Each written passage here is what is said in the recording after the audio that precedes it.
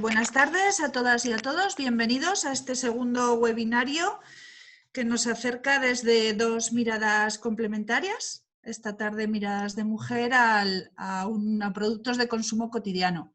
El primero fue sobre el café y nos lanzamos al mundo de la ropa. Para ello contamos con...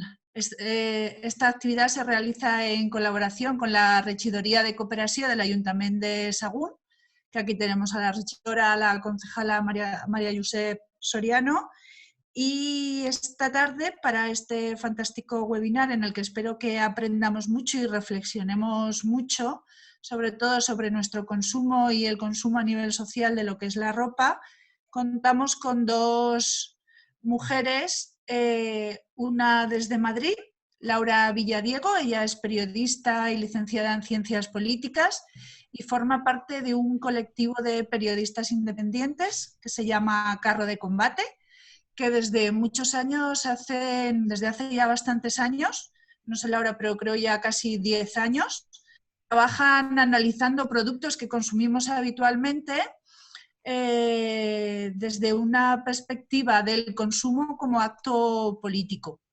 Hacen investigaciones muy interesantes sobre productos. Si entráis en su web veréis que podéis encontrar todo lo más variado y todo lo que penséis. Ahí ellas lo han analizado y llevan también muchos años trabajando el mundo de la moda, de la ropa, del textil.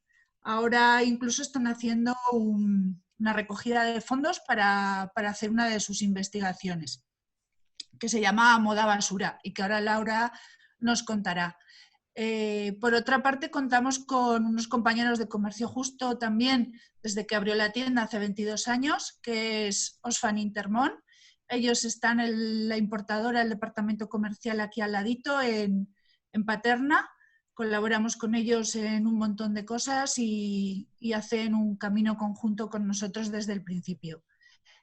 Contamos, esta vez no es Juanjo, que siempre viene Juanjo a hablarnos y a contarnos, sino que esta vez le hemos pedido que nos haga una reflexión y que nos haga una presentación de una alternativa para una ropa sostenible y de comercio justo, como es la marca que tienen ellos, que es la marca Veraluna. Se lo hemos pedido a Mari Fonsal, que en este momento es la responsable del área de ventas de Osfan Intermón. Hoy, sabéis que es el 10 de diciembre, es el Día Mundial de los Derechos Humanos. El comercio justo transversalmente está relacionado con los derechos humanos en la mayoría de sus principios y en su esencia en sí. Es una alternativa para poder trabajar los derechos humanos en el consumo cotidiano, de la ropa, del café, del chocolate, de un montón de cosas. Y una de las actividades que hicimos la tienda, que presentamos ayer, hemos creado un vídeo muy emocionante, muy interesante, donde a través de la danza contemporánea, que nunca habíamos explorado, nos acercamos a los derechos humanos, al comercio justo, y lo enraizamos en nuestra esencia de Sagunto y de la comarca del Camp de Morvedre, donde estamos. Y esperamos que os guste, y para empezar, vamos, como es cortito, os lo vamos a poner para celebrar juntos este día.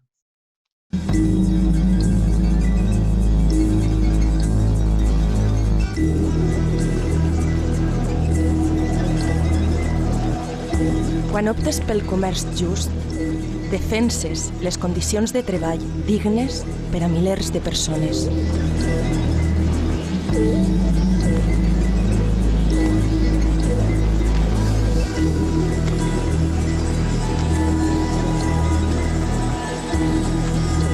Defenses la no discriminació entre dones i homes, a igual treball, igual salari.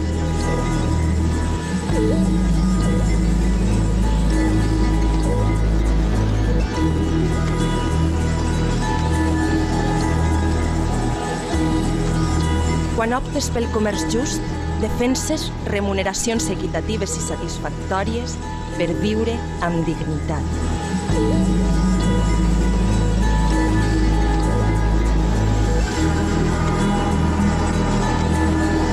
defenses el dret a formar part dels sindicats de treballadors i treballadores.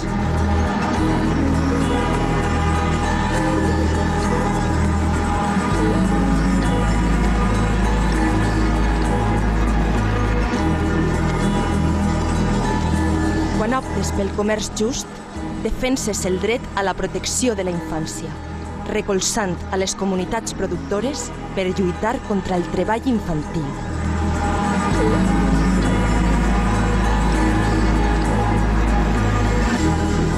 Defenses el dret a l'educació per aconseguir el ple desenvolupament de la personalitat humana i l'enfortiment del respecte als drets humans i a les llibertats fonamentals.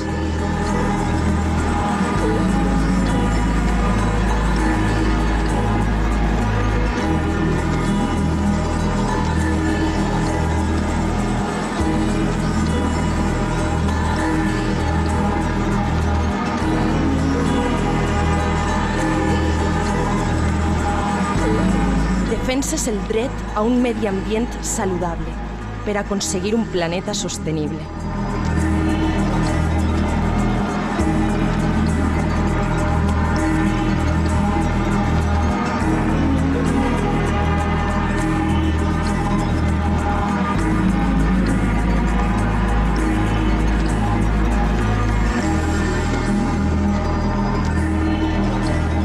Quan optes pel comerç just, defenses els drets humans.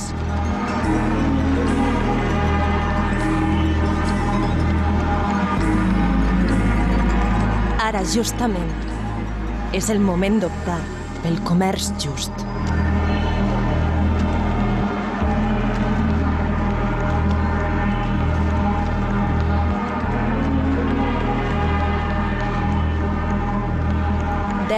De desembre, Dia Mundial dels Drets Humans.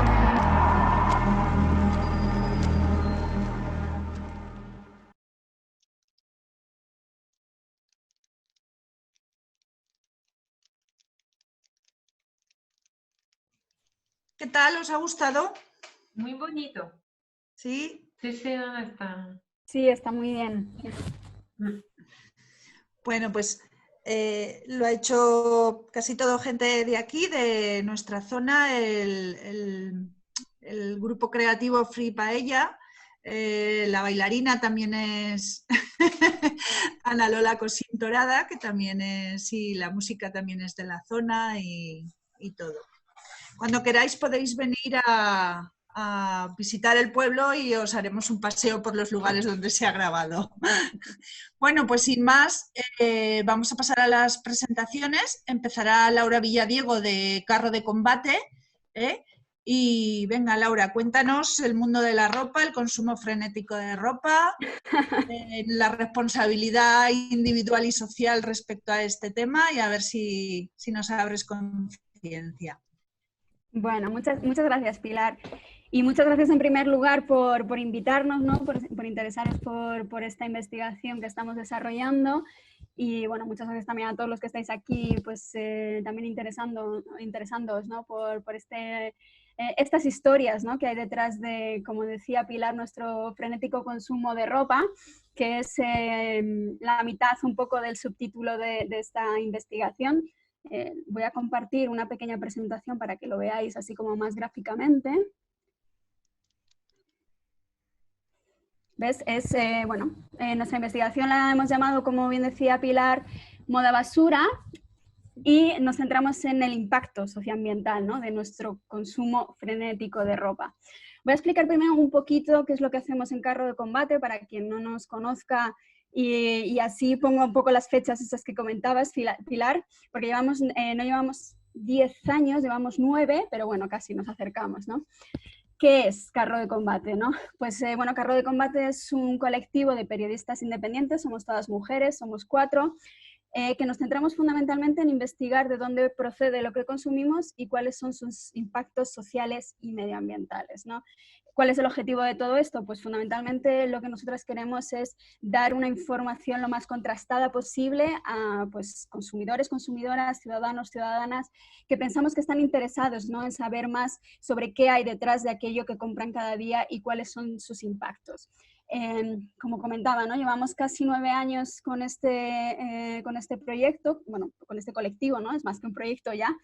Empezamos oficialmente en el 1 de mayo de 2012. Elegimos ese día, el Día Internacional del Trabajo, porque en un principio Carro de Combate era un proyecto que estaba muy centrado en la investigación sobre el trabajo esclavo, sobre las condiciones laborales de estas industrias. Luego poco a poco fuimos abriendo un poco el foco, pero en un primer momento, ¿no? Nuestro principal objetivo, ¿no? era investigar fundamentalmente prácticas de trabajo esclavo en diferentes industrias, ¿no? Nosotras nacimos un poco pues porque las dos fundadoras, que es Nazaret Castro y yo, estábamos en 2 lugares muy diversos del mundo. Mi compañera Nazaret estaba en América Latina, yo estaba en el sudeste asiático, y las dos estábamos escribiendo, ¿no? sobre estas dinámicas, estas condiciones laborales en estas industrias, y veíamos que nuestros relatos eran muy parecidos y que lo único que cambiaba muchas veces era simplemente pues, los nombres de los sitios y los nombres de las personas, ¿no? Pero que a menudo todo eso que contábamos era muy similar, ya fuese en Camboya, por ejemplo, ¿no? Que lo podía estar documentando yo, o ya fuese en Brasil, ¿no? Que lo estaba documentando Nazaret. Y teníamos la sensación de que a menudo cuando estos relatos llegaban a la prensa, cuando llegaban al relato de la opinión pública, se trataban un poco como piezas separadas, ¿no? Como algo que ocurría de forma aislada y no como lo que a nosotros nos parecía que era, que es un poco la espina dorsal del funcionamiento de muchas de estas industrias, ¿no? Y nosotros lo que queríamos era contar precisamente esto, ¿no? El funcionamiento de estas industrias de una forma más global, y con un relato que estuviese más encajado, ¿no? en lo que era realmente lo que estaba pasando a nivel internacional, y no que fuesen pequeñas píldoras, ¿no? Entonces, bueno, pues primero empezamos a publicar simplemente pequeños artículos.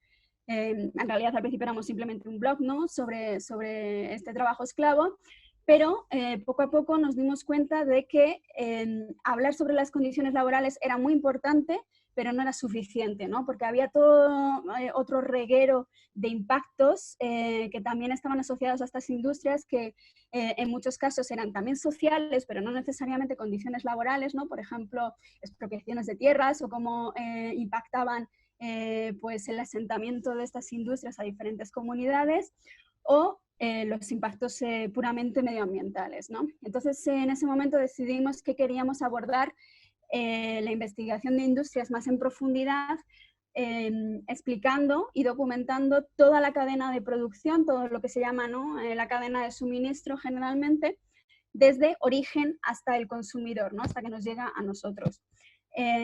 Primero empezamos con la industria del azúcar, y ahí publicamos un libro totalmente autoeditado que se llamó Amarga Dulzura, y ahí es cuando empezamos a publicar también una cosa que llamábamos informes de combate, que son pequeños monográficos sobre productos, que pues simplemente, ¿no? En unas 4 o 5 páginas, de forma muy gráfica y didáctica, intentábamos explicar las principales características de cada industria, sus principales impactos, tanto sociales como medioambientales, y también las alternativas, ¿no? Porque nos parece que es algo muy importante. Mari va a hablar, supongo, mucho más de ello, ¿no? Pero al final, ¿no? Nosotras presentar simplemente esta problemática sin hablar de cuáles son aquellas alternativas, ¿no? En las que se puede optar como consumidor, nos parecía que era un relato también incompleto, ¿no? Y bueno, pues esos monográficos en el año 2014 fueron recopilados por la editorial Clave Intelectual, que publicó el libro Carro de Combate, consumir es un acto político, con 20 de esos productos, y que recientemente, hace un mes más o menos, ha sido reeditado de nuevo, actualizado, hemos actualizado todos los datos en una segunda edición, ¿no? Pero, como decía Pilar, en nuestra web podéis ver un poco todos los sectores que hemos estado investigando. Ahora contaré también un poquito más, pero tenéis ahí la dirección, carrodecombate.com. Y bueno, un poco lo que he contado, ¿no? ¿Qué hacemos? Pues investigamos esos impactos sociales medioambientales, trazando toda la cadena de suministro, pero además denunciamos las campañas de marketing que son poco éticas, o pues campañas tipo greenwashing o otro tipo de washing, ¿no? El feminine-washing, el pink-washing. Hay muchos tipos de campañas diferentes que las industrias están adaptando para intentar un poco hacer frente a pues esos relatos de denuncia que hay con respecto a las violaciones pues tanto de derechos sociales como medioambientales en sus procesos productivos, ¿no? Y como decía, pues hablamos también de las alternativas. ¿Qué hemos investigado? Como decía, empezamos con el azúcar, es esa imagen de arriba a la izquierda, pero luego también hemos investigado muchas otras industrias, sobre todo alimentarias, ¿no? Hemos investigado en profundidad, es la investigación que hemos hecho, pues a la que le hemos dedicado un mayor tiempo, la del aceite de palma, la industria del aceite de palma, pero también hemos visto, por ejemplo, la soja, que no hay ninguna foto ahí, la pesca, ¿no? Que es esta foto de arriba a la derecha, y hemos hablado mucho, ¿no? Como decía Pilar, hemos investigado mucho el textil, ¿no? Y es cierto que el textil hasta el momento lo habíamos investigado sobre todo desde una perspectiva laboral, sobre todo, ¿no? En la cual no voy a entretenerme mucho en esto porque sé que Mari va a hablar pues de cuál es la situación, ¿no? Pero fundamentalmente durante los primeros años de investigaciones de carro de combate con respecto a la industria de la moda nos hemos centrado sobre todo en esto. Y esto lo digo porque ahora estamos cambiando nuestra perspectiva, que es lo que voy a contar más adelante, ¿no? Y bueno, ¿cómo lo hacemos? Muy rápidamente. Lo hacemos fundamentalmente yendo a los centros de producción, ¿no? Allí donde se está produciendo cada una o bien las materias primas o los productos, y luego también vamos al final de la cadena, ¿no? Donde se está consumiendo en este caso en concreto, pues sobre todo en España. Y bueno, con ello pues publicamos reportajes, artículos en nuestra web, pero también hacemos otros formatos como por ejemplo los libros, ¿no? Y estos son los dos últimos que hemos publicado, como acabo de mencionar antes, la reedición del de carro de combate y uno previo sobre los monocultivos, ¿no? Que al final ha sido uno de los temas en los que más nos hemos centrado, todo este sistema agroalimentario que se ha estado imponiendo durante las últimas décadas y que al final es un poco la base. Bueno, es la base, no es que sea un poco la base, es la base, ¿no? de nuestro sistema alimentario, ¿no? Y que sobre todo ha dado alas a todo lo que es la industria de los ultraprocesados. Y bueno, ya centrándome en el sector de la moda, ¿no? ¿Qué es moda basura, ¿no? Esta investigación que hemos lanzado muy recientemente, la lanzamos el pasado mes de septiembre. Y como decía, ¿no? Estamos ahora cambiando un poco nuestra perspectiva. Al principio hablábamos sobre todo de condiciones laborales y ahora estamos centrándonos más en los impactos medioambientales de esta industria y a su vez qué impactos sociales tienen estos impactos medioambientales, ¿no? Es lo que nosotros llamamos los impactos socioambientales. ¿Y por qué pensamos que es importante, ¿no? Que cambiemos esta mirada? Porque pensamos que bueno, pues durante muchas décadas se ha hablado mucho de cuáles eran las condiciones laborales, de cuáles son los abusos laborales en la industria textil, pero no se ha hablado suficiente del gran impacto medioambiental que supone la industria de la moda, ¿no? Hay un dato que además dio las Naciones Unidas que decía que la industria de la moda es la segunda industria más contaminante solo después de la de los combustibles, ¿no? Es un dato que es verdad que ha sido muy rebatido, y que en cierto modo yo estoy muy de acuerdo con que sea rebatido, porque en el caso de la sostenibilidad es muy difícil hacer rankings, ¿no? De qué industria es más contaminante o no, por algo muy sencillo, que es que al final los impactos medioambientales pues son todo un mosaico, ¿no? De impactos muy diferentes que van desde las emisiones de gases de efecto invernadero a la destrucción de ecosistemas, deforestación, el uso de compuestos químicos que luego son, pues, no son tratados, ¿no? de forma adecuada, los residuos, etc. ¿No? Es un mosaico tan complejo que es muy difícil decir exactamente cuál es la industria, ¿no? más contaminante. En este caso es cierto que en la situación de emergencia climática en la que estamos, evidentemente todos los ojos están puestos, ¿no? en las emisiones de gases de efecto invernadero, y ahí evidentemente en el ranking número 1, en el puesto número 1 estarían los combustibles, pero si tenemos en cuenta la totalidad, pues ese ranking nos hace mucho más complejo. En cualquier caso, la industria de la moda también tiene una huella muy importante en lo que se refiere a emisiones de gases de efecto invernadero, ¿no? De nuevo, volviendo a datos de la ONU, ¿no? Ellos calculan que es aproximadamente el 10% de las emisiones totales. Y esto supone, ¿no? Porque muchas veces hablamos del impacto de volar internacionalmente o de estas largas cadenas de suministro que hace que se tenga que transportar la mercancía miles de kilómetros, como algunas de las principales causas, pues la ONU dice que estas emisiones serían mayores, ¿no? Que todos los vuelos internacionales y el tráfico marítimo juntos.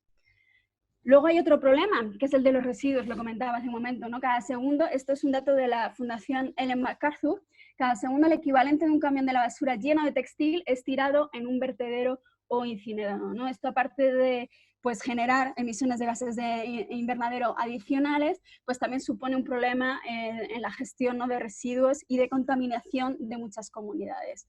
Esto se debe fundamentalmente a que pues, nuestro consumo de ropa es ahora frenético, como decía el subtítulo de la investigación, ¿no?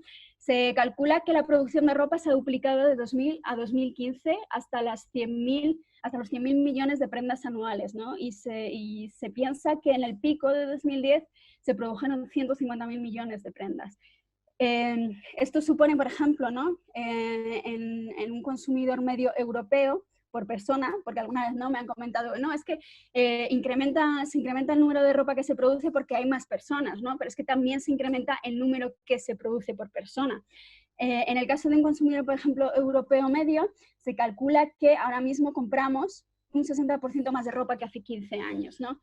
¿Y esto qué quiere decir? Pues dos cosas. La primera es que nos la ponemos menos, nos la ponemos de 7 a 10 veces. Y aparte, ¿no? Que la dejamos en el fondo de armarios en el armario, no nos la hemos puesto en el último año. Y hay otro problema adicional, ¿no? Que es el del agua. La moda es también una industria que consume muchos recursos hídricos. Se calcula que es la segunda industria más demandante de agua. Esto se debe fundamentalmente a dos elementos, ¿no? A dos partes del proceso productivo. Una es la fabricación o la producción de materias primas, ¿no? Y aquí, por ejemplo, pues tiene mucha importancia el papel del algodón, porque tiene una huella hídrica importante, ¿no? Se calcula que para producir un kilo de algodón se necesitan 20.000 litros de agua. Y es verdad que esto se puede gestionar, por ejemplo, en el caso de prácticas orgánicas, ¿no? Se calcula que esta huella se reduce en un 70%, que es una reducción brutal, pero es cierto que el uso, ¿no? De ese tipo de prácticas es minoritario hasta el momento, ¿no? Y aparte, también el segundo problema, y es el que se relaciona con la segunda parte de la frase, ¿no? Es que se genera alrededor del 20% de las aguas residuales del mundo, ¿no? Otra parte de la huella hídrica de esta industria es también que libera muchas aguas no tratadas a cursos de río, ¿no? En comunidades, en países, etcétera, que hace que pues se contamine, ¿no? Todo pues en algunos casos solo espacios cercanos, y a veces la contaminación llega a cientos de kilómetros, ¿no? Un poco para que se vea gráficamente, he traído esta foto, que es el río Citarum, en Indonesia, que bueno, durante varios años se ha dicho que este río es el más contaminado del mundo. De nuevo vuelvo a lo de los rankings, ¿no? Son complicados, pero bueno, es un río que está muy contaminado, como se puede ver. Es un río en Indonesia, ¿no? Que está muy cerquita de Yakarta, de la capital, y en el que, entre muchas otras industrias, ¿no? Alrededor hay una industria muy, muy potente de textil, que todos sus residuos tóxicos van a parar a este río, ¿no? Y bueno, pues ya no solo todos los residuos que veis, ¿no? Porque aparte pues, también hay un problema de gestión de plásticos, etcétera, etcétera, pero pues en los análisis clínicos del río pues se estaban encontrando buena parte de los compuestos químicos que utiliza la industria. Más o menos se calcula que se utilizan unos 3.500 compuestos químicos diferentes en esta industria, ¿no? Y más o menos un 10% de esos compuestos se sabe con certeza que tienen pues, impactos negativos sobre la salud tanto de ecosistemas como de personas, ¿no? Luego hay parte que todavía faltan estudios, ¿no? Pero al menos ese 10% se sabe que sí. Y luego, bueno, pues hay diferencias entre prendas, en concreto, ¿no? Entre materias primas con las que se utilizan en estas prendas. durante los últimos años lo que hemos visto, décadas más bien, lo que hemos visto ha sido, como ha pasado en muchas otras industrias, ¿no? Una homogeneización de las materias primas utilizadas en la industria textil, ¿no? En primer lugar, bueno, pues vemos que gráficos también de la Ellen MacArthur que comentaba antes, ¿no? Vemos que, primero, hay muy poco reciclaje en esta industria, ¿no? El 97% de la materia prima es virgen, a pesar de que escuchamos mucho, ¿no? Todas estas iniciativas para reciclar, para crear nuevas fibras a partir de ropa vieja, ¿no? Pues hay varias empresas, varias grandes marcas, ¿no? que tienen campañas bastante potentes referentes a esto. En realidad vemos que es muy poco lo que vuelve al proceso, al punto inicial, ¿no? del proceso productivo. De esas materias primas, pues la mayor parte son fibras sintéticas que proceden del plástico y sobre todo pues poliéster, nylon, etcétera, ¿no? Es un 63%, que a pesar de lo que nos puede parecer, ¿no? Que siempre nos parece que a menudo las fibras son sobre todo algodón, etcétera, ¿no? O que cuando vemos las diferentes prendas nos parece como que son todas muy diferentes, tal, que tienen caídas diferentes, la mayor parte son prácticamente el mismo tipo de fibra, ¿no?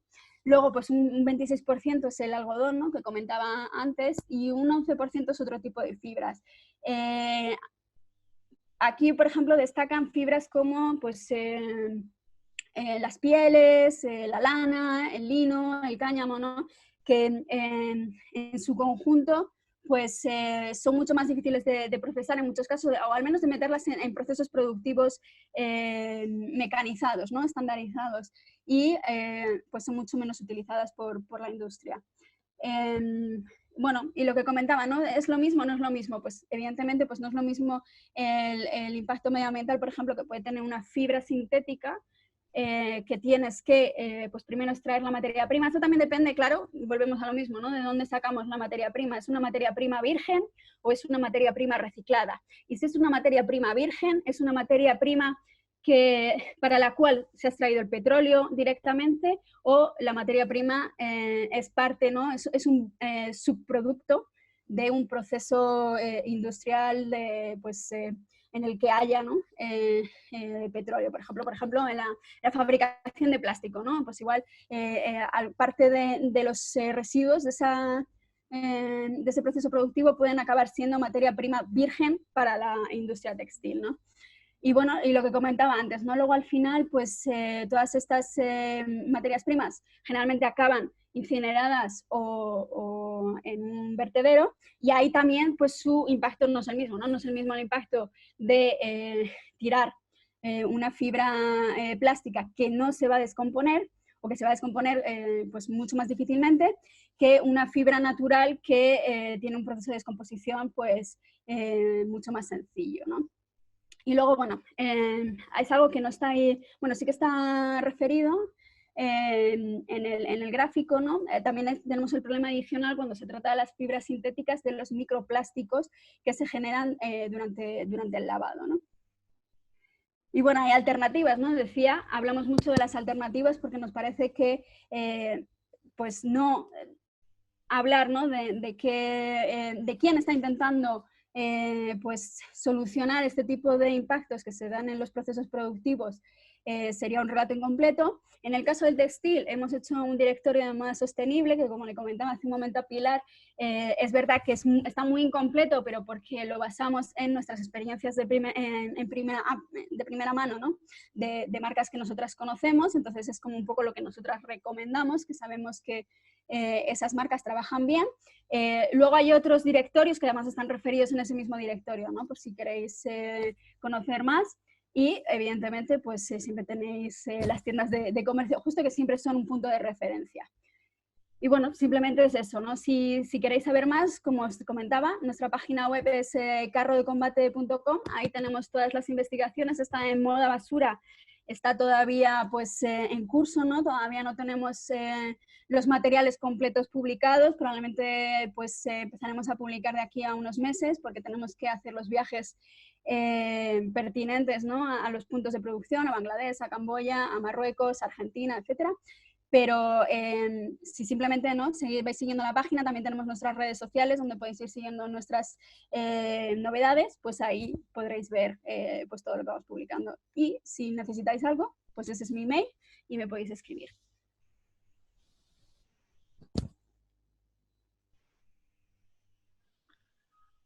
Muchas gracias, Laura. Jo, ibas rápida, ¿eh? Tranquila. Lo has clavado 20 minutos. ¿Qué presión tengo ahora? Siempre Tranquila. hablo rápido, ¿eh? No es que es mi forma de hablar, simplemente da igual. Bueno, bueno. Luego en el debate ya haremos más preguntas sobre qué te parece Vinted y todo esto, tanto Ay, sí. recomprar y humana y las cosas. Bueno, pues continuamos con Mari Fonsal de Oxfam Intermón, que nos cuenta un poco la alternativa desde el comercio justo, como es el caso de la ropa y de la marca Veraluna que hicieron hace unos años ya también. Sí, muchas gracias, Pilar, y muchas gracias a la tienda para contar con nosotros una vez más. Y a ver, yo lo que has dicho, yo voy a presentar una alternativa. Sin embargo, solo informaros que pronto va a salir un informe de CETEM, de la campaña Ropa Limpia, que justo hay un estudio que han hecho en el sector textil en Marruecos, en la zona de Tanger, que demuestra una vez a día de hoy que no se está cumpliendo las condiciones laborales que fijan los países, el sueldo mínimo interprofesional, el número de horas por la semana, etc. Solo unos datos, porque aún el informe no está publicado, pero para que os deis cuenta, el 70% de los trabajadores que fueron encuestados, 70% no tienen contrato, ¿vale? Después, en este país, en el caso de Marruecos, la legislación es 44 horas a la semana, ¿vale? Un 53% trabajan más, entre 44 y 54 horas a la semana, un 45 más de 54 horas a la semana, hasta 63 horas. Y ahí hay muchos datos que también, fuera de, bueno, también numéricos, pero acosos sexuales en las fábricas, bueno, condiciones laborales todavía que no son dignas. Entonces me voy y creo que eso va a salir pronto, entonces ya estaremos atentas a este nuevo informe.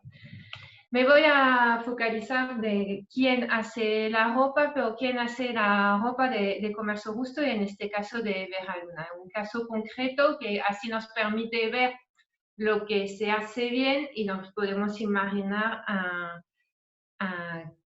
lo que, bueno, por qué es importante que se haga bien, porque desafortunadamente ya eso todavía no se respetan los derechos humanos ni laborales en este sector.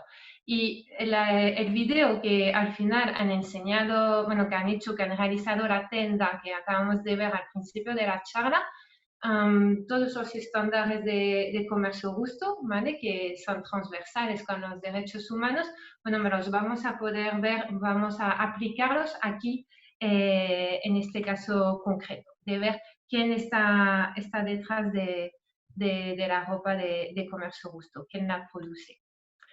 Nos vamos a ir a la India, ¿vale? Un país enorme, donde la pobreza también desafortunadamente es enorme. Son datos de 3 años, ¿vale? Que un 21% de las personas vive con menos de 1,90 dólares al día. ¿Sí? Y la mayoría de las mujeres no acceden al mercado laboral. Y una gran parte de las mujeres que acceden al mercado laboral están en el sector textil.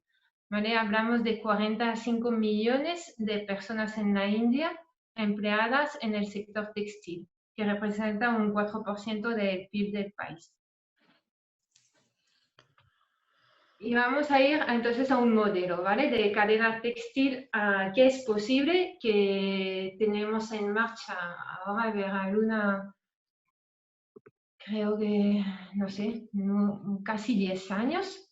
Y que es una cadena integral y transversal, ¿vale? Que va de las familias campesinas de algodón orgánico y de comercio justo a la elaboración del tejido, a la confección de la ropa y a la comercialización de esta ropa, ¿vale? Entonces ahí tenemos 3 actores, que es Chetna Organic, que es la cooperativa de familias campesinas que cultiva el algodón orgánico y de comercio justo. Después tenemos a Rajlakshmis, aquí son las iniciales, que elabora el tejido a partir del algodón y hace todo después lo que es la confección de la ropa. Y Oxfam Intermon, que elaboramos el diseño debajo de una marca propia que es Vera Luna.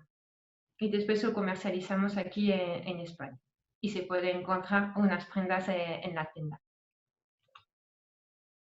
Entonces, Chetna Organic, para que entendamos las buenas prácticas de este grupo productor y lo que hay detrás del comercio justo. Aquí estamos hablando de una cooperativa de 15.000 personas que tienen entre 1 y 3 hectáreas, ¿vale? Se definen como pequeños productores, productoras, y es todo de algodón orgánico, ¿vale? Desde el principio, cuando ellos se han creado en 2004, cultivan el algodón orgánico.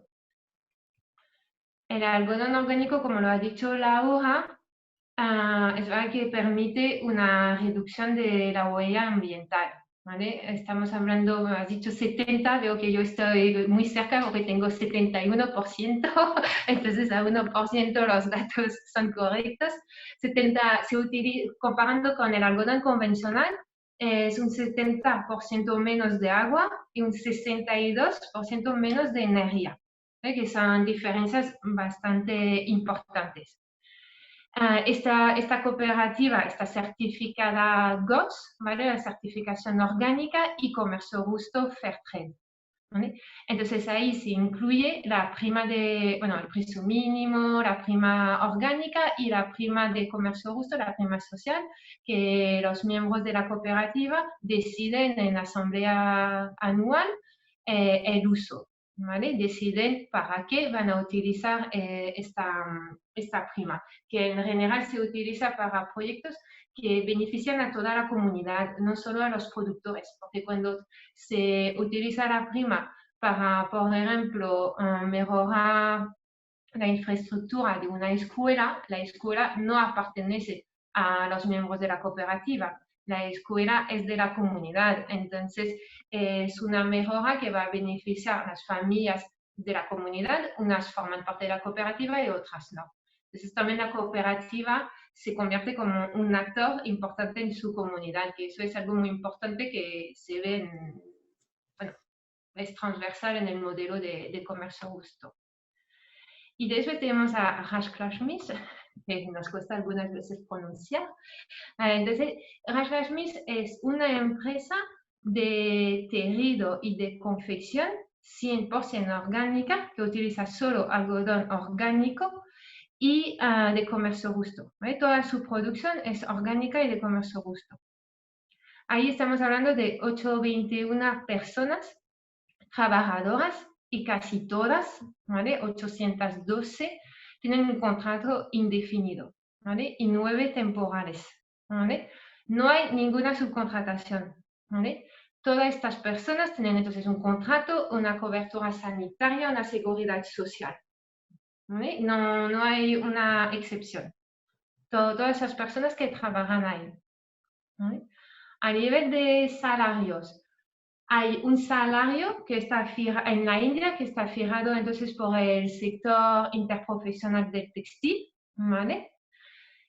Que fija un mínimo, ¿vale? Entonces, lo que se calcula es que el salario medio que se paga en Raj Kashmir es un 27,4% superior a este salario mínimo fijado en el país, ¿vale? Por el sector interprofesional.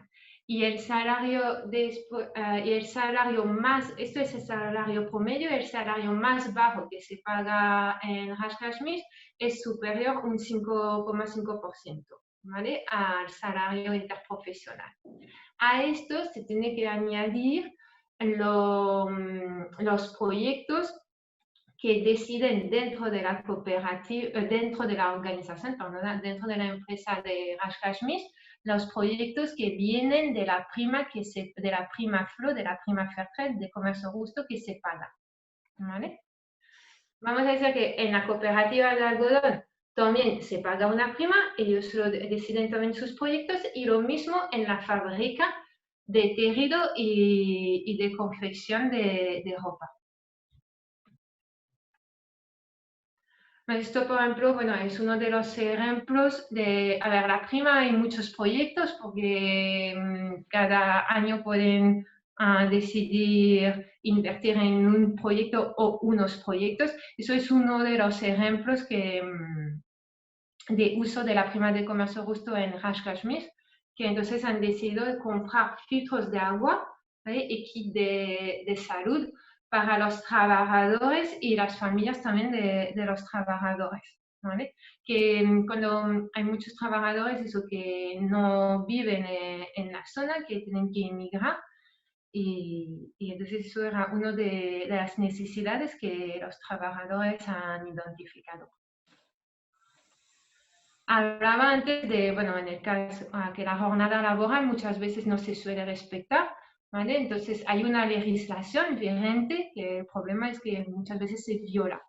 La legislación vigente aquí en la India, en el sector, es 48 horas semanales, ¿vale? Significa 8 horas al día y 6 días a la semana, ¿vale? Entonces, esta legislación, Raj Kashmir la respecta, ¿vale? Si hay horas extras, tienen que ser ocasionales y siempre voluntarias, ¿vale? Y se estipula que el máximo es de 6 horas extra a la semana, no se puede hacer más, ¿vale? Y todo está ya. La igualdad de género. Creo que hay un micro abierto. Yo no creo que lo puedo silenciar solo. Y todas las horas extras están registradas y pagadas, ¿no? Algo que es importante que sale también en el video de la tienda, el derecho a sindicalizarse, ¿vale? Que es algo que podría parecer obvio y que no lo es en la mayoría de los países, ¿no? Entonces no hay, y por ejemplo esto sale también en el estudio que os decía al principio de CETEM en Marruecos, que muchos trabajadores tienen presión claro, de sus empleadores y no pueden sindicalizarse. Y si lo hacen, reciben amenazas, algunas veces reciben amenazas y despidos y algunas veces directamente el despido, ¿vale? Entonces es algo que sí lo dice la ley del país, pero que después no se aplica. Entonces la importancia hay que pueden afiliarse, que están afiliados, que también hay un comité de empresa con elecciones oficiales, después hay reuniones oficiales con actas, todo esto se registra y todo esto además es algo que está muy mirado dentro del comercio justo.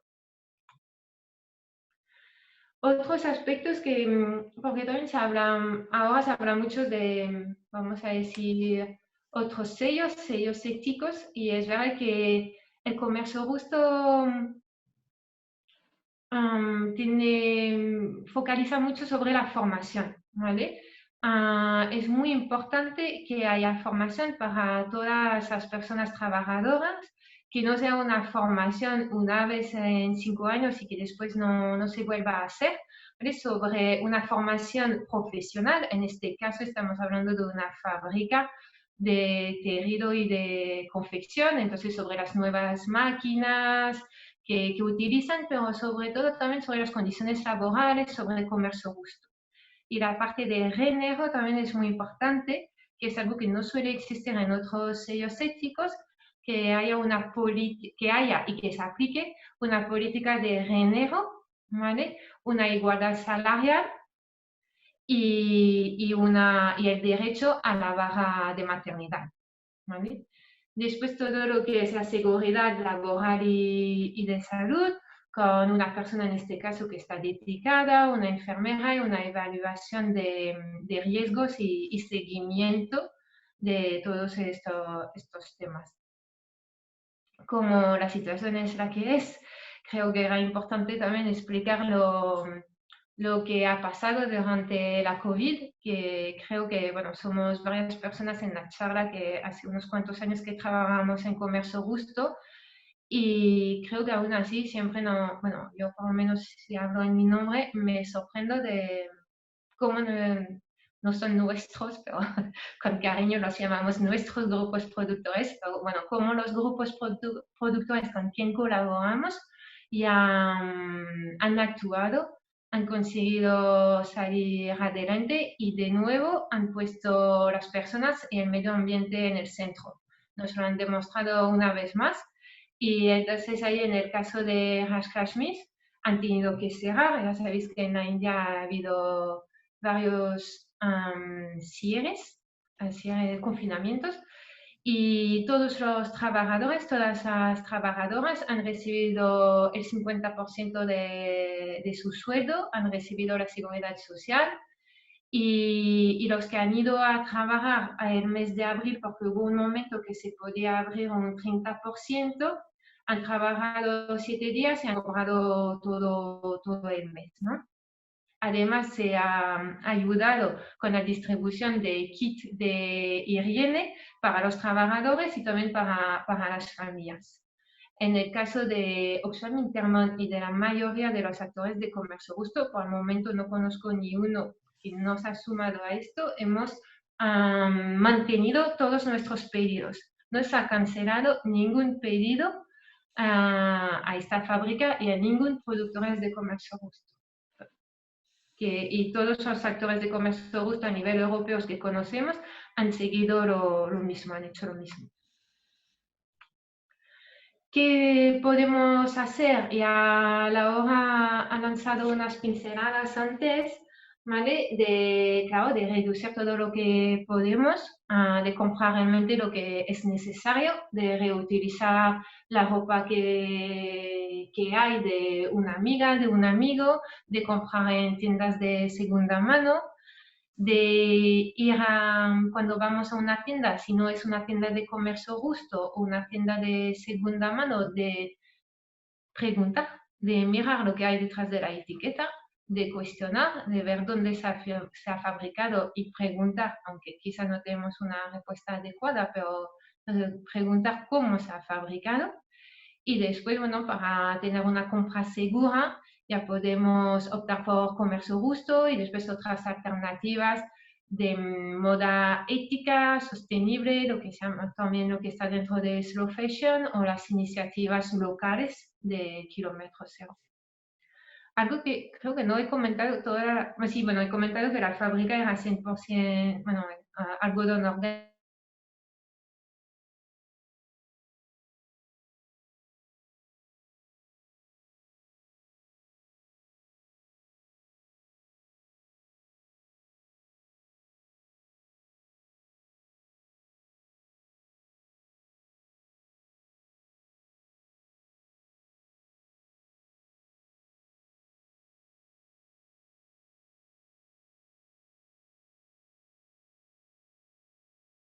Famosos productos que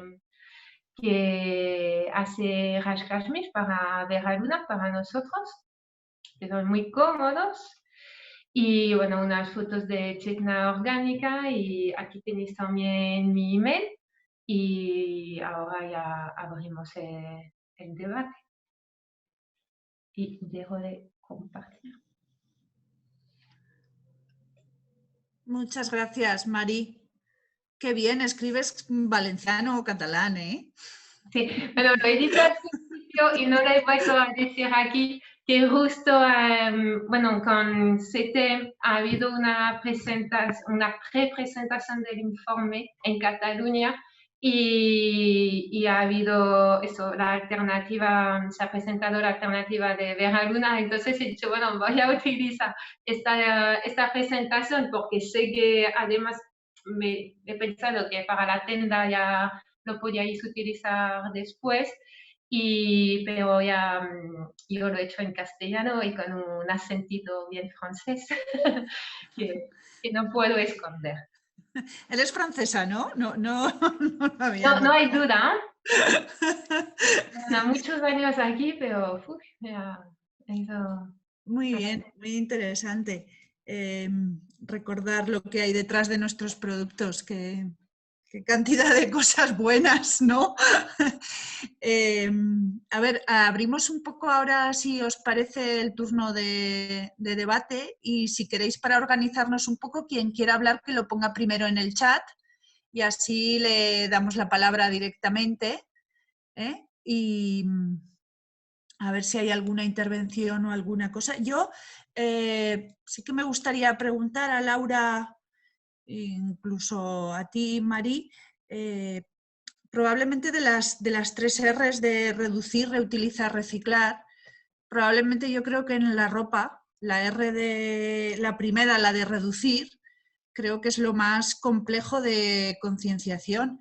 Vamos, yo me compro un zapato por temporada, pero luego siempre hay una boda, una cosa, no sé qué, y tengo un montón de zapatos que no me pongo también y en mi armario es verdad, hay ropa que no utilizo y realmente yo no compro mucho, con lo cual, pero veo otras personas de mi familia y yo creo que todas las semanas compran alguna prenda de ropa, de zapato, de complementos, de bolsos, de algo se compra. ¿Cómo podemos concienciar a nivel de reducir a la ciudadanía? Claro, porque los datos que ha dado Laura son impresionantes y es una de las empresas que más contamina, que más agua consume, que deja más huella ecológica. ¿Cómo podríamos hacerlo? Yo creo que una de las principales razones por las que hay tal consumo frenético, ¿no?, desenfrenado de ropa, es porque el marketing se ha centrado mucho en esta industria, ¿no? Y de todo este concepto de la moda, ¿no? De tener que cambiar prácticamente cada temporada todo lo que nos ponemos para ir a la moda, ha calado mucho en la ciudadanía en general de países, de los llamados países ricos, ¿no? Los países del norte. Claro, yo creo que un elemento fundamental es empezar a quitarle importancia a eso, ¿no? Quitar eso de todos nuestros relatos, el hecho de que tenemos que ir de un color, ¿no? Esta temporada se lleva el marrón o el no sé qué, ¿no? Que eso es algo que, como tú comentabas, Pilar, gente de tu entorno, pues se compran ropa continuamente. También gente de mi entorno me habla continuamente de los colores que se llevan en esta temporada y es como, no me lo puedo creer. Es como, pero si tienes millones de cosas ya en tu armario, ¿no? Y lo que pasa que es, claro, es muy complicado porque se gastan millones de euros, ¿no?, anualmente en vendernos esta idea. Luego hay otro elemento que fue muy pernicioso en este sentido y en este caso fue sobre todo Inditex, quien fue la culpable, ¿no? Que es el de las modas semanales, ¿no? El de las temporadas semanales. Ellos empezaron a rotar muy rápidamente sus colecciones entre las tiendas, de forma que creaban la sensación en el consumidor, y estos los que vayan mucho a las tiendas supongo que lo habrán percibido, de que si tú ves algo hoy y no te lo compras hoy, igual la semana que viene no está porque lo han rotado a otra tienda, ¿no? Ahora hay muchas marcas que hacen lo que se llaman las 54 temporadas, ya ni siquiera son 52, son 54. Y claro, pues esto en un consumidor, una consumidora que está muy influenciada por por todo este marketing, etcétera, pues evidentemente le lleva a la compra compulsiva. Es eso, ¿no? Yo creo que lo primero que tenemos que hacer es en nuestros relatos y en nuestra interacción, ¿no? con las personas, quitarle importancia a ese elemento de la moda.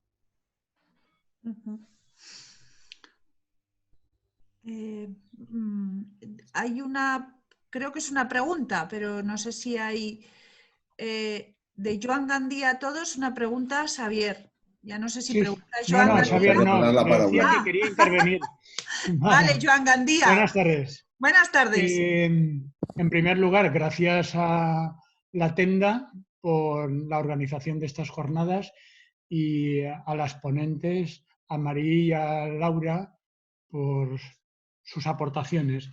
Mi reflexión en forma de pregunta era, yo creo que las organizaciones, desde Carro de Combate, desde Intermón, desde muchas otras plataformas, se está haciendo un buen trabajo de denuncia y también de dignidad, ¿no? Como nos comentaba Magri en el tema en origen, ¿no? Las realidades que ya existen, ¿no? Pero yo quería hacer la pregunta a las expertas que nos acompañan desde la perspectiva de consumo, ¿no? Es decir, ¿realmente se está avanzando en la conciencia de consumidoras y consumidores de productos de comercio justo? Se ha evolucionado, se crece en conciencia y por lo tanto se crece también en actividad, ¿no? En consumo. ¿Cómo lo veis vosotras? Gracias. Voy yo, ¿no? No. Gracias, Joan. Sí, hay un crecimiento en general, ¿vale? De consumo de productos de comercio justo en España. Justo la Coordinadora Estatal de Comercio Justo, con un poco de retraso este año por la situación de la COVID, ha sacado su informe con los datos cerrados de 2019 y que demuestra un incremento, como el año pasado hubo un incremento muy fuerte y este año, en 2019 comparando con 2018, hay un incremento también, que es sobre todo en alimentación, ¿vale? Eso lo tenemos que decir. Y todavía estamos muy lejos de lo que se suele gastar de promedio en otros países europeos, ¿vale? Pero sí hay un crecimiento. Después, si vemos lo de la moda, aquí después Laura ya me complementa, creo que sí hay un crecimiento. Se ve también por el número de actores que ahora se interesa a la moda sostenible.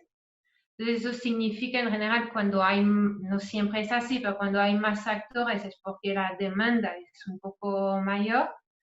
Sin embargo, es verdad que estamos bueno, hay marcas también, hay marcas famosas, importantes que ofrecen dentro de todo su surtido unas prendas con algodón ecológico, que esto sí se ha visto desde ya unos cuantos años, pero solo una colección corta, ¿vale? Pero solo de algodón ecológico, no hablo de sostenibilidad social.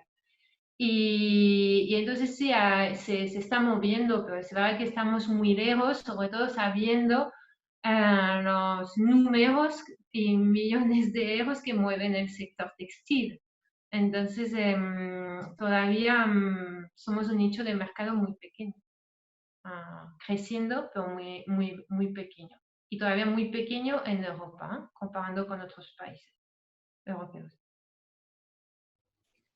Yo lo que creo es que se dan fundamentalmente dos cosas, ¿no? Yo creo que sí que hay un mayor interés en general entre los consumidores y las consumidoras por pues, todos los impactos asociados a lo que consumen. Y yo creo que hubo este interés creció sobre todo a raíz de la crisis de 2008, ¿no? Un poco muchas personas estaban haciendo preguntas sobre cómo se había llegado a esa situación y cuáles habían sido las causas. Pero yo creo que falta todavía entender el consumo primero de una forma más holística, ¿no? Es decir, el consumo crítico, el consumo responsable, me refiero. No solo como productos concretos, ¿no? Como comentaba Marí, ¿no? Que igual, pues por ejemplo, el comercio justo tiene unos productos un poco estrella, ¿no? Que son los que generalmente el consumidor conoce, como puede ser el café, el té, el azúcar, etc. Y creo que no hay no se ha llegado a concebir que el consumo crítico primero pasa no solo por comprar productos cuyos procesos productivos han sido más sostenibles, sino también esa reducción del consumo del que hablábamos, por el que preguntaba Pilar, ¿no? Y claro, al final pues es verdad que se ha visto un crecimiento de las ventas de comercio justo, pero al final, si vemos, ¿no?, cuál es el crecimiento de estas ventas en el cómputo global de lo que ha crecido pues, todo el sector, pues es muy pequeño. Y luego, por otra parte, un poco lo que comentaba antes con estos productos un poco estrella del comercio justo, yo creo que el consumidor general no termina de asociar el textil con comercio justo, ¿no? Yo creo que ahí se ha elaborado otro relato, que es el de la moda sostenible, que en muchos casos creo que ha calado más en los consumidores en general, que buscan pues, en muchos casos marcas, ¿no?, que operan de forma independiente, pues eso, pues igual con un poco con la marca de que han sido producidas en España o que tienen pues tintes naturales, etcétera, etcétera, ¿no?, con diferentes tal. Pero creo que no lo tienen yo creo que en general el consumidor cuando dice voy a comprar textil sostenible o responsable, etcétera, pues no se plantea lo primero ir a una tienda de comercio justo, ¿no? Yo creo que eso lo hace cuando piensan comprar café o en comprar té o azúcar. No sé si María estás de acuerdo. Tú que tienes un poco como la visión No, estoy de acuerdo. Es verdad. Las dos. Sí. Las dos, gracias, Joan. Gracias, Joan. Hay una pregunta. Es verdad que también el textil, el textil hace relativamente poco, el comercio justo ha empezado con productos de artesanía, ¿vale? Pero con productos de textil, para llevar al día a día, etcétera, es algo que se ha trabajado mucho más adelante.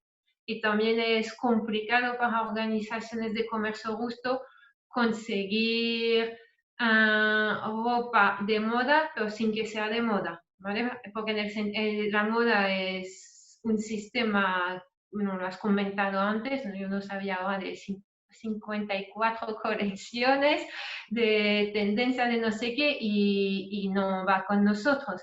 Entonces esto es algo que no lo tampoco tendríamos la capacidad de hacerlo, pero entonces tenemos que hacer una ropa cómoda, fácil de poner y con buen patrón y buena calidad, pero sin entrar en este ciclo de la moda, y es verdad que también es complejo, ¿no?, a nivel de organización.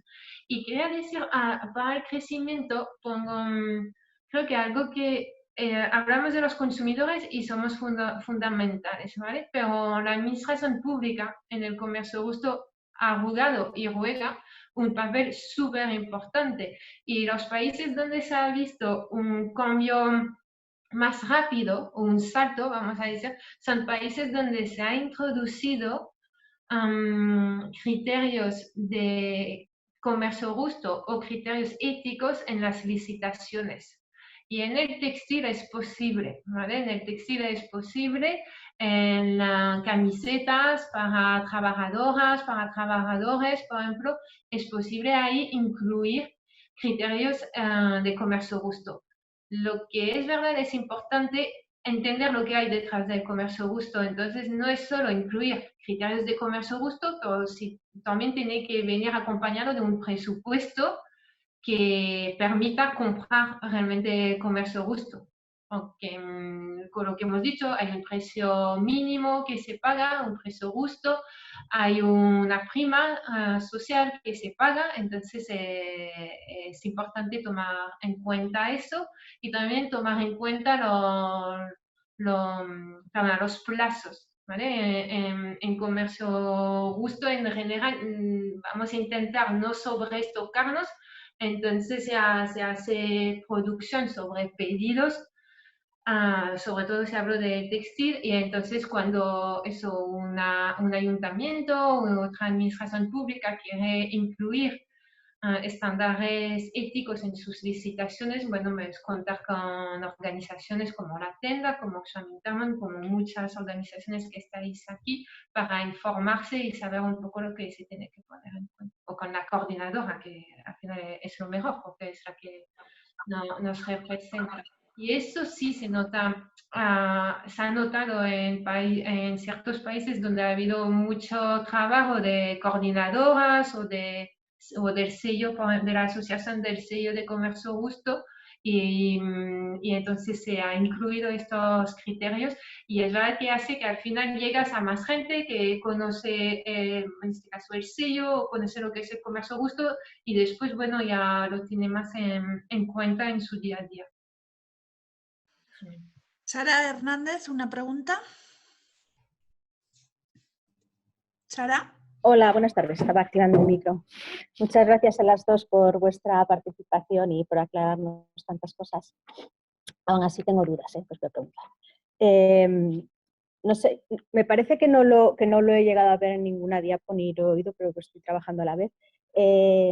Y es, por ejemplo, si alguien llega a nuestra tienda y nos pregunta por qué esta camiseta es de comercio justo, pues yo tengo 10 criterios que les puedo contar y que les puedo decir por qué, desde que se plantó el algodón hasta ahora, esa camiseta es de comercio justo.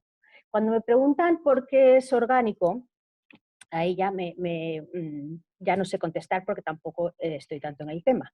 Entonces, creo que ninguna de las dos ha comentado cuáles son los criterios para que certifican, ¿no?, que una prenda es orgánica, ecológica. Ahora hablaremos de eso. No sé si hay algún, o sea, creo que hay varios sellos que decimos nosotros en Comercio Justo, hay varios estándares, y unos tienen en cuenta una cosa, otros otra, con lo cual ahí también pues patinamos un poco porque no sabemos darle al consumidor una respuesta clara, ¿no? No sé, hay algunos que tienen en cuenta la huella de carbono, la huella hídrica, otros no. El tema de plaguicidas, herbicidas, pues algunos son más estrictos que otros. El área de cultivo, por ejemplo, tampoco muchas veces se tiene en cuenta, ¿no? Sí, pues todo esto son dudas que a mí, por ejemplo, me surgen a la hora de, digamos, validar o corroborar que la prenda es de cultivo orgánico. Que también me gustaría que aclararais si hay alguna diferencia con ecológico, ¿vale? Porque todo el algodón es orgánico, todo el algodón del mundo es orgánico, por la propia definición, ¿vale? Entonces, eso también, por lo menos en un entorno, por ejemplo, como el mío, que hay mucha suspicacia, ¿no?, con este tema, ¿no? Cuando yo digo, yo traigo una camiseta chulísima de Veraluna, todo el mundo la toca y dice, oh, esto se nota, tal, que pues, por otros la fibra que no, pero en Veraluna se nota que la fibra es diferente. Y entonces ven orgánico y claro, se tronchan porque todo el algodón es orgánico. Entonces, cuando yo les digo que bueno, que seco, entonces me dicen, bueno, pero ¿cuánta agua han utilizado? Yo les digo, uy, un 60% menos de lo normal. A ver, claro, no tengo nada para justificar eso. Y además hay otras, digamos, incongruencias que tiene el mundo eco, igual que tenemos todos los mundos, que es, por ejemplo, el tema del control biológico, ¿no? Una prenda de algodón ecológico, orgánica, puede estar tratada con cierto tipo de plaguicidas, de origen orgánico o incluso de origen sintético, dependiendo de la toxicidad. Hay algunos que están aceptados, pero por ejemplo, yo que trabajo en el control biológico de plagas, yo sé que se pueden tratar, el algodón en India se puede tratar con una bacteria que produce una toxina que mata la plaga del algodón, ¿vale? Esa misma proteína que mata la plaga del algodón se expresa en cultivos transgénicos de algodón. Es la misma proteína que se hace en spray en los campos. Cuando se hace en spray, esa proteína, que es de una bacteria, un bacillus, está autorizada como cultivo orgánico. Cuando está dentro de la planta, y es la planta la que lo produce, entonces ya, por ser transgénica, no se considera cultivo orgánico, ¿vale? Y en realidad todos los estudios científicos han demostrado que los cultivos transgénicos no tienen ningún peligro para la salud ni la fauna auxiliar y además contribuyen, por ejemplo, a reducir todas las diferentes tipos de huellas. Pues, por ejemplo, si son resistentes a sequía, tienes que tratar con menos agua. Si no tratas con pesticidas y la planta produce su propio pesticida, pues tienes que tratar mucho menos. Todas las aguas que tú utilizas para el cultivo pues están mucho más limpias. Y es que ya no es solo un problema de las aguas fluviales, es que el problema gordo está en los acuíferos y las aguas subterráneas, que es de donde se abastecen y es donde llega toda la porquería, no solo en los ríos, ¿no? Entonces, era un poco debatir, ¿no? Las incongruencias que a veces nos encontramos en el mundo eco y porque hay una diversidad de sellos, de certificados, y ni vosotras mismas siquiera habéis marcado los estándares, ¿no? Con los que trabajáis o los que tiene Vera Luna o los que tiene, cuando dices, no, es que yo me fío, por ejemplo, ¿no, Carro? Cuando yo es que me fío de estas marcas, bueno, pues, ¿por qué, no? ¿Qué criterios tienen? ¿Hasta dónde bajamos, ¿no? Para asegurarnos. Y bueno, básicamente era eso. Si me podéis explicar la diferencia entre orgánico y ecológico, pues muy bien. Y también yo creo que vosotras que sois unas tías potentes en este mundo y que tenéis voz y mucho voto, igual sí que deberíais un poco volver a replantear, ¿no? Tanto la nomenclatura de estas cosas, porque parece banal, pero no lo es, y así como los criterios, ¿no? Que están un poco ya a lo mejor asentados, ¿no? Como es el caso de transgénicos, y un poco ir a las comunidades, ¿no? Y preguntar directamente en las comunidades, por ejemplo en India, porque hay mucho bulo, pero si tú bajas al campesino, ellos prefieren plantar un algodón cridós, porque tienen mejor rendimiento, porque no tienen larvas y por muchas otras cosas. Entonces, pues bueno, era esta reflexión y si nos podéis aclarar un poquito el tema de estándares, y eso es todo. Muchas gracias. Pues bueno, a ver quién se anima de las dos. ¿Consumidores críticos no queríais? Pues ala, toma consumidora potente y crítica. Venga, ánimo. Laura, tú primero. Sí, ¿empiezo yo? Vale. Bueno, he estado más o menos anotando porque al final hay como muchos elementos diferentes, ¿no? Como muchas preguntas o muchas ramificaciones a la pregunta. En lo que se refiere, por ejemplo, a la diferencia entre ecológico y orgánico, yo creo que es que en castellano esta confusión viene mucho del uso, ¿no? en inglés de esos términos, ¿no? Porque al final en inglés pasa un poco lo contrario que nos ocurre en castellano, que lo ecological es lo que tiene que ver con los ciclos ecológicos y lo orgánico, ¿no? es el término que ellos utilizan para pues, todo lo que son estándares sostenibles. Pero yo estoy muy de acuerdo en lo que dices, ¿no? Un poco rebatir cuáles son los conceptos asentados y cuáles muchas veces son las ideas preconcebidas, porque lo que comentaba antes, ¿no? Al final todo lo que es sostenibilidad es muy complicado, ¿no? Nosotros, por ejemplo, en Carro de Combate somos muy críticas con los sellos. Como he comentado antes, Moda Basura es algo que acabamos de empezar, es una investigación que acabamos de empezar y todavía no hemos ido al terreno a ver cuáles son las diferencias entre los diferentes sellos, que lo haremos, pero es algo que, por ejemplo, sí que hemos visto en el caso del aceite de palma, en el caso del azúcar, en el caso de la soja, ¿no? Que, bueno, pues es verdad que que al final, ¿no? Todos estos sellos son una suerte de criterios de prácticas que se pueden aplicar o que no. Cada sello tiene sus diferentes estándares, ¿no? Pero que muchas veces pues se quedan ahí, ¿no? No son más que una serie de estándares que muchas veces no terminan de tener sentido, pero porque han sido puestos ahí, ¿no? Pues por ejemplo en el caso del aceite de palma, ¿no? Se deciden los estándares pues en lo que ellos llaman la mesa redonda, ¿no? Y son gente del sector, de todas las partes de la cadena, ¿no? Que tienen cada uno unos intereses diferentes, y al final no estamos hablando de los criterios que igual, voy a usar la palabra ecológicamente u orgánicamente, igual serían los más ideales. No, estamos hablando que al final hay que, ¿no? Poner sobre la mesa, primero, esos impactos medioambientales, también los impactos sociales de esos impactos medioambientales, ¿no? Como tú decías, los transgénicos, ¿no? Yo no estoy, por ejemplo, en contra en sí de los transgénicos, y yo creo que tienes razón, en muchos casos hay modificaciones genéticas que han sido beneficiosas, ¿no? En el caso del algodón, por ejemplo, yo creo que el principal problema del transgénico no es la proteína para la que se ha modificado para que la produzca, sino todo el régimen de propiedad intelectual que supone eso, ¿no? Y yo creo que Sí, un momento que te corté. Sí. Pero ese régimen de propiedad intelectual sucede con todo, con el resto de plaguicidas que no sean transgénicos, claro, me refiero, y con herbicidas y con todo en la cadena. Es decir, que si nos vamos al sistema de producción es otra cosa. Me refiero que no se puede englobar solamente ahí a los transgénicos, ¿no? Por lo que hablamos del monopolio y tal. La semilla en sí, ¿no? Del régimen de propiedad de la semilla, que al final, pero de todas formas que hay semillas que son, entre comillas, naturales, ¿no? Que también tienen regímenes de propiedad, ¿eh? Que no te digo que esto sea solo única y exclusivamente de los transgénicos. Pero yo creo que un poco el principal debate muchas veces está ahí. En otros casos no, ¿no? Por ejemplo, si hablamos del glifosato, el debate muchas veces es otro.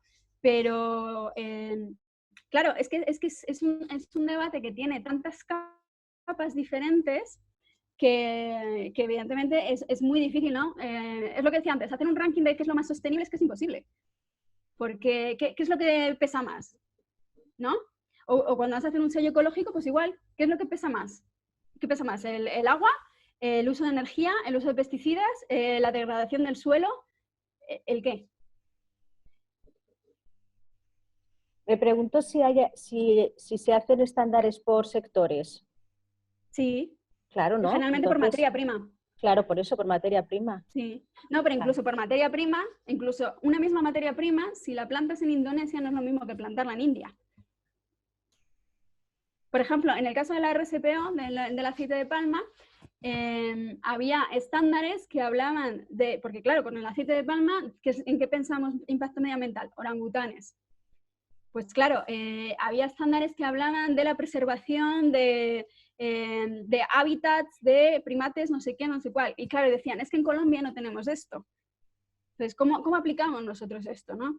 Y por ejemplo, pues eso, ¿no? En el caso de las negociaciones de los sellos, del sello del aceite de palma, hay mesas para decidir cómo se aplican regionalmente o nacionalmente cada uno de los cada uno de los estándares, porque no pueden ser universales, porque si son excesivamente laxos, no solucionan nada.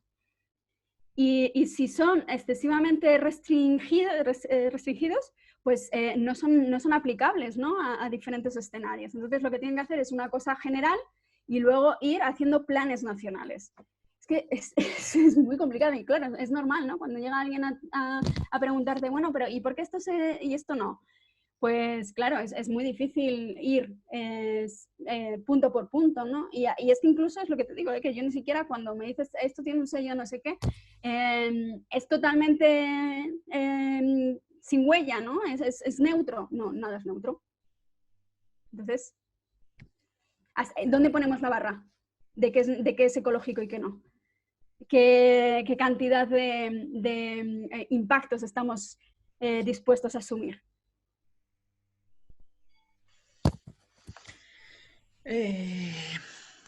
Bueno, sí, es un tema complejo y quedaría para 4 o 5 webinars de estos de toda la tarde, ¿no? Pero,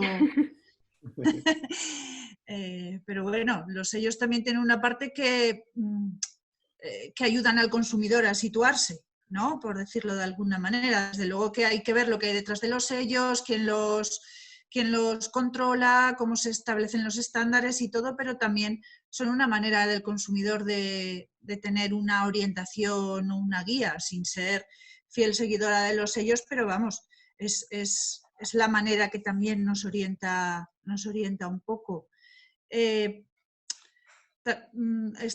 ¿Hay alguien? La tenda de Totelmont pide la palabra. Que bueno, perdona por... Es don Carles, vale. A ver, cuéntanos, Carles, tu pregunta. No, bueno, la verdad es que después de estos momentos así de elevación con el tema, quería concretar como en dos preguntas, una para Marí y otra para Laura, que a lo mejor son simples, pero creo que es aprovechar que estáis aquí, ¿no? A Laura sería el plantear, o sea, la leyenda urbana del reetiquetaje de la ropa en el Estado español o en fábricas de aquí, o lo que se hace en unas circunstancias laborales y medioambientales deplorables, el que aquí se blanqueen, ¿no? con etiquetas de textil. Y en el caso de Marí, de Oxfam, a ver, Veraluna indudablemente ha sido una apuesta, yo creo que es de las pocas marcas de comercio justo, y como marca sigue funcionando, y siempre tengo esa sensación de que es una opción que juega en esa actualización, que sigue manteniendo esa propuesta, pero siempre mi duda es, va a poder, o sea, hay sostenibilidad, hay nicho, porque es verdad que en el último informe solo el 2 o el 3% de consumo es de textil, hay nicho, después una curiosidad, ¿es solo en el Estado español donde Veraluna funciona o funciona en el resto de lugares donde está Oxfam? Y después también veo en el chat que Rebeca plantea que también querías contestar a Sara, que no me he dado cuenta. Pues Marí, si quieres empiezas por ahí y acabamos con el reetiquetaje de Laura. Bueno, y después la otra pregunta para las dos es si la segunda mano en nuestra cultura está funcionando, ¿no? Si os ha funcionado a Oxfam las tiendas de segunda oportunidad. Y Laura, ¿cómo ve ese contraste entre otras culturas como la anglosajona, donde estamos más habituados, o si es una opción más cosmopolita y menos, o más urbana, ¿no? Y menos de ciudades pequeñas, ¿no? Muchas gracias por las intervenciones también. Gracias, Carles. Y gracias a Sara, que decías que no sabías mucho de orgánico, pero con tu explicación yo creo que sabes más que yo. Pero no voy a repetir unas cosas que ha dicho Laura, pero solo quería, porque preguntabas qué sello, qué certificaciones utilizamos nosotras, ¿no? Una de tus preguntas. Entonces, es verdad que no lo he puesto, y además estaba, creo, la diapo y la quité. Utilizamos dos certificaciones, bueno, tres diría en nuestra ropa, es GOTS. GOTS es para la parte orgánica, ¿vale? Que incluye también unos estándares relacionados a las condiciones laborables y al salario digno, ¿vale? Y después utilizamos la certificación Fairtrade de comercio justo y la certificación de WFTO de la Organización Mundial de Comercio Justo. ¿Vale? Sí, eso lo he dejado caer unas cosas en la presentación, porque es verdad que ahora hay más sellos éticos, ¿vale? Y el comercio justo realmente asegura unos temas que no aseguran otros sellos éticos, que, bueno, he hablado de... bueno, no lo he hablado, pero por ejemplo el prefinanciamiento, ¿vale? Creo que no hay ningún sello que habla de prefinanciamiento, que es algo que se hace en comercio justo, ¿vale? No es obligatorio, es aconsejable. Nosotros en Oxfam Intermón, por ejemplo, prefinanciamos un 50% de lo que vamos a comprar cuando le enviamos el pedido. Directamente le enviamos el 50% del total del pedido. ¿Vale? Y después le pagamos cuando recibimos la mercancía. Esto es una ayuda muy importante para los productores, ¿vale? Porque le permite tener tesorería y directamente pagar los insumos, no tener que correr préstamos, etc. Y si solo comenté en la presentación, todo el tema de género, de igualdad, todo el tema de formación, esto no se suele encontrar en otros sellos que se dicen éticos, ¿vale? Bueno, además que somos una organización de comercio justo, pero realmente comparando con otros sellos, por eso ya a nivel social, bueno, el mejor sello para nosotros es el de comercio justo, ¿vale? Y a nivel, bueno, orgánico podría haber más debate, creo que no me voy a extender, pero otro día podemos charlar. Vale, Carles, efectivamente sí ha habido una apuesta de Oxfam Intermón en Vera Luna. También hemos tenido un apoyo en el momento de lanzar esta colección, esta línea de productos, esta marca. Hemos podido contar con un apoyo desinteresado de una empresa del sector textil que nos ha permitido, bueno, crear esta marca, pero a día de hoy sí hay todavía una apuesta y si es sostenible y durable. Esta apuesta también es importante. ¿Por qué esta apuesta? ¿No? Es para que la gente realmente pueda tener una alternativa, bueno, lo que hemos dicho, a la ropa que puede encontrar en otras tiendas, que realmente era que nosotros ya podíamos ofrecer este textil, esta ropa realmente sostenible socialmente y medioambientalmente, ¿no? Las dos cosas que siempre para mí es muy importante no separar.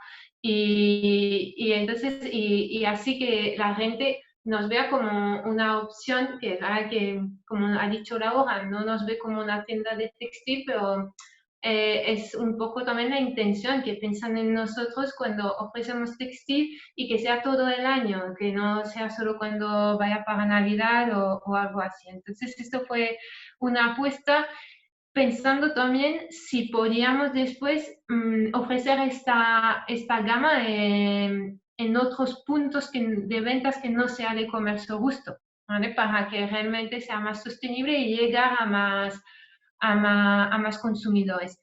Esto, bueno, sabéis más que yo, no se ha hecho. En España se vende sobre todo bueno, se vende en tiendas de comercio justo nada más, ¿vale? No, es verdad que tampoco hemos tenido la capacidad de ir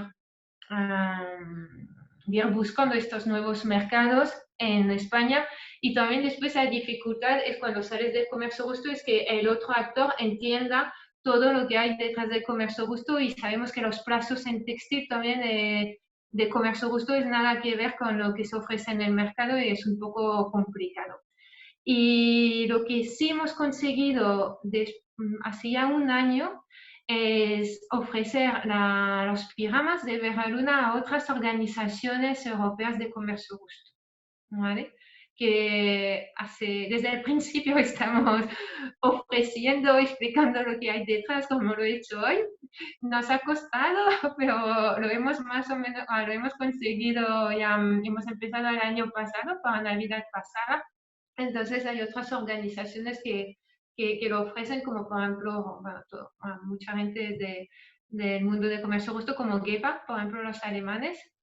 Y eso es y Altromercato, los italianos también en unas de sus tiendas, ¿vale?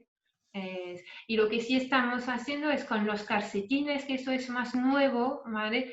Que es de un año, que hemos conseguido con calcetines de comercio justo, con algodón orgánico, que es un producto quizás un poco más fácil para exportar e introducir en otras tiendas que no sean de comercio justo, en España o fuera de Europa, fuera de España. Eso estamos intentando ofrecerlo en otros, y otras organizaciones de comercio justo europeas sí nos lo están comprando. Entonces nos permite que sea más sostenible la estructura que tenemos para desarrollar Veraluna. Muchas gracias, Mari. Yo creo que tenemos que ir acabando porque así nos habíamos comprometido. Nuestro consumo de tiempo también es un acto político y estamos ya un poco agotados a estas horas del día. Podríamos estar aquí. Si queréis una frase final o algo, hay gente que ya se está yendo, que se está despidiendo. Nos piden las presentaciones vuestras, luego ya lo que vosotras consideréis. Y ya se las hacemos llegar a los participantes, que parece ser que las quieren utilizar para seguir formando y seguir haciendo conciencia. Y si queréis una frase final y una foto, primero la foto final, ¿no, chicos? ¿Nos ponemos todos? ¿Cómo era esto, Carlos? Nada, no, con que os pongáis las cámaras, vale. Ah, pero todos juntos. ¿Eso cómo se hacía? No, eso no te preocupes, eso... Ah. Pues abrid todos y todas vuestras cámaras. Eso sí, porque así estamos... Rebeca con su bata de estar por casa está estupenda. Joan, que estás nadalenc. Bueno, pues... ¿Ya? ¿Tenemos foto? Sí. Bueno, espera, voy a hacer otra que ahora ya Susana ya la tenemos aquí, nuestro pilar principal de funcionamiento. A ver, sonrisas, 3, 2, 1. Vale, posiblemente esa está mejor. Bueno, pues muchas gracias. Yo creo que tenemos que convocar a Laura cuando acaben la investigación. Sí, muy buena idea. Sí, me apetece mucho. Nos hemos quedado en el tintero las fibras sintéticas, de dónde salen, cómo se hacen, todas estas cosas que hablábamos antes de la viscosa, del eucalipto, de Inditex promocionando. Así es, al final no lo hemos comentado. No hemos hablado de deslocalización, no hemos hablado de compromiso de multinacionales españolas por ahí haciendo lo que quieren y no quieren, que nos han quedado muchas cosas, y los calcetines han salido al final, pero también se nos han olvidado los calcetines de Veraluna, que son el producto estrella triunfante desde el año pasado. Entonces sí que haremos un esfuerzo por esos resultados de esa investigación, Laura, y del que Marí nos hablaba, que ha hecho SETEN con su campaña Ropa Limpia de Marruecos, muy cercana, y donde yo creo que mucha empresa, no tan grande, no tan multinacional, pero sí que empresas medianas del sector textil español están localizando hacia esa zona tan cercana. Bueno, pues nos queda un montón de cosas que trabajar y hablar. Encantada de teneros a las dos. Muchas gracias a todos y a todos los participantes. Continuamos la semana que viene. Esto es un no parar.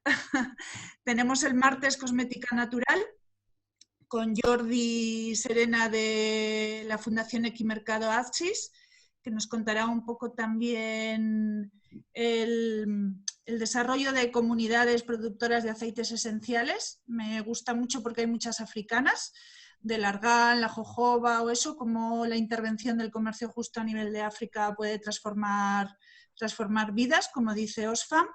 Y luego contaremos pues con una farmacéutica del laboratorio donde se realiza la mayoría de productos cosméticos que tenemos en las tiendas de comercio justo.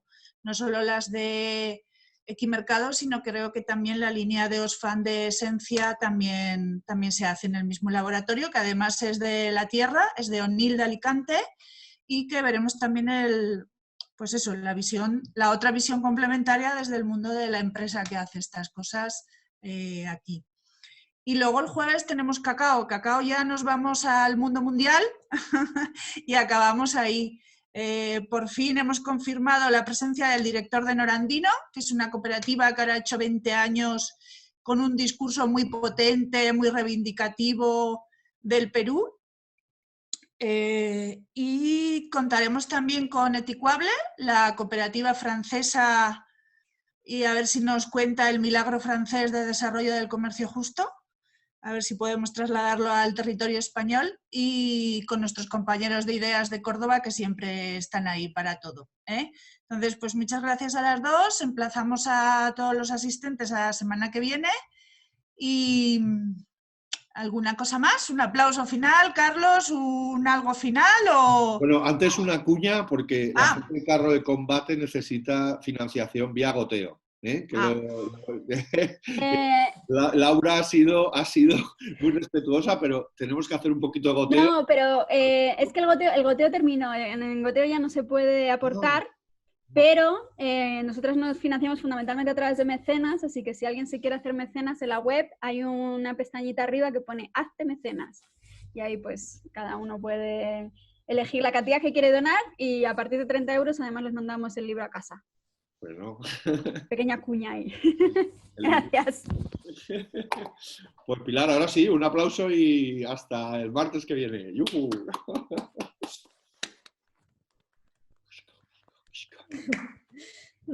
Bueno, muchas gracias. Muchas gracias, encantados de conoceros bien.